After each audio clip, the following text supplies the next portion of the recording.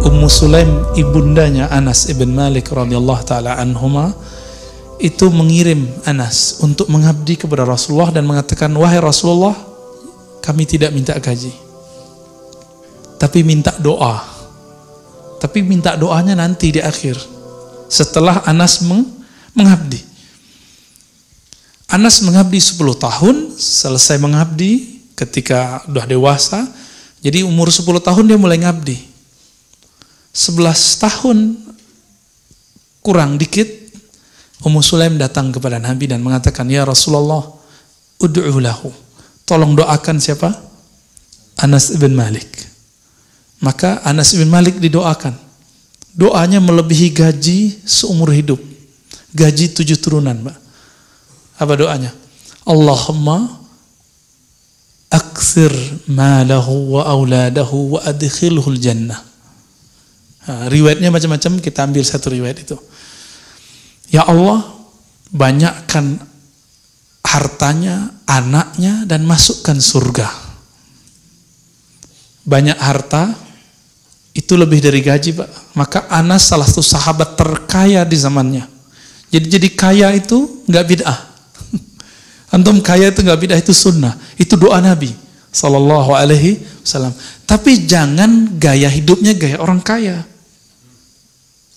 Gitu. Karena kalau gaya hidupnya gaya-gaya orang kaya, apa kata Ibrahim Al-Qassar? Siapa yang sok kaya, iftaqarah, maka dia dikutuk menjadi bermental miskin. Nanti keluar lagi model baru handphone, nyesek Pak. Mobil, apalagi mobil Jepang. Ya. Tiap tahun itu keluar bisa 2 kali. 2 kali modelnya. Yang Black Expander kemarin udah nyesek lagi. Yang beri kemarin Pajero Sport udah nyesek lagi. Ada lagi yang baru. Nyesek kenapa?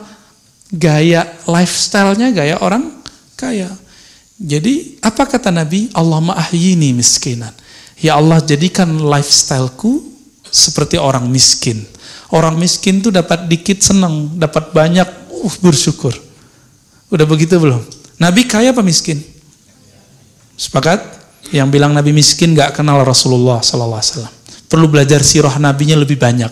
Ditambah SKS-nya 20 kali lagi. Menafkahi seorang istri itu perlu ma'isyah enggak? Bukan ma'isyah ya, ma'isyah. Satu istri Nabi punya rumah, dibelanjakan, kemudian punya kendaraan, punya pembantu.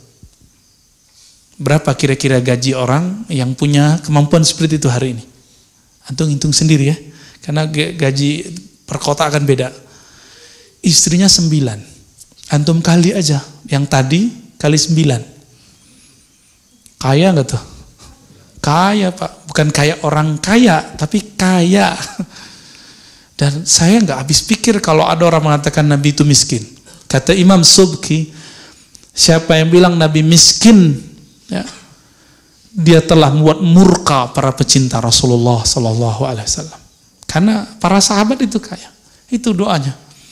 Banyakin anaknya. Wah, ini problem nih bagi Ustadz sekarang ya. Banyak anak pasti banyak uminya anak-anak. Ya. Maka Anas mengatakan akramuna aksaruhum azwaja. Yang paling mulia di antara kami dulu yang paling banyak umi anak-anaknya. Berat nggak tuh? Ya itu yang antum belum sanggup, yang aneh juga belum sanggup kali ya. Terus di riwayat Muslim itu ada tambahan waghfir lahu, ampuni dia. Yang tadi saya bacakan wa adkhilhul jannah, masukkan dia surga. Udah banyak harta, banyak ibunya anak-anak, banyak anaknya, diampuni dosanya, masuk surga. Adakah gaji yang paling hebat dari itu? Gak ada. Anas ibn Malik mengatakan, aku mencium tangan Nabi Sallallahu Alaihi Wasallam dan aku merasakan tidak ada tangan yang lebih sejuk, lebih halus melebihi tangan Rasulullah Sallallahu Alaihi Wasallam. Ketika seorang sahabat ini berjalan, didatangi oleh tabi'in. Salah seorang tabi'in ini kemudian bertanya, ya Anas, hei Anas, hal ra'aitan Nabiya Sallallahu Alaihi Wasallam? Apakah engkau benar-benar telah memandang Rasulullah dengan matamu? Apa jawaban Anas? Oh, na'am. Ra'aitu bi'ainayya. Orang itu nanya lagi, dengan mata yang mana? Mata yang ini. Ditunjuk matanya. Maka orang itu minta izin, wahai Anas, izinkan aku mencium mata yang matamu itu memandang Rasulullah sallallahu alaihi wasallam. Nisfu sujud nggak? Saya nggak habis pikir itu, kenapa orang berani mengatakan ini cium mata, bukan hanya cium tangan. Bahkan Ibnu Abi Mulaikah datang kepada salah seorang sahabat Nabi dan mengatakan, mana lisan yang dulu lisanmu itu diludahi oleh Rasulullah sallallahu alaihi wasallam. Dikeluarin lidahnya, dicium lidahnya itu. Itu bukan homreng itu, Pak, bukan. Tahu homreng kan? Bukan. Itu yang disebut dengan bab at-tabarruk. Bab mengambil keberkahan cinta kepada orang yang mencintai Nabi sallallahu alaihi wasallam. Satu kali Umar yang punya anak ini ya, Abdullah bin Umar lebih tepatnya, merindukan Nabi sallallahu alaihi wasallam. Maka dia cari di mana dulu Nabi pernah jalan-jalan, dia cari jejaknya dan dia jalan di jejak itu. Sambil mengenang Rasulullah sallallahu alaihi wasallam. Dikenang. Dan dia teringat di pohon yang ini Rasulullah dulu pernah duduk, tapi pohonnya sudah dipangkas, tinggal cuma ya bekas-bekasnya. Nabi dulu pernah berteduh di situ. Dia berteduh di situ, pohonnya sudah nggak ada. Di situ dia mengenang Nabi sallallahu alaihi wasallam. Itulah maulid yang dibuat oleh Abdullah bin Umar. Kenapa dia nggak perlu buat maulidan seperti orang-orang kita, seperti ulama di Hadramaut, seperti ulama di Al-Azhar?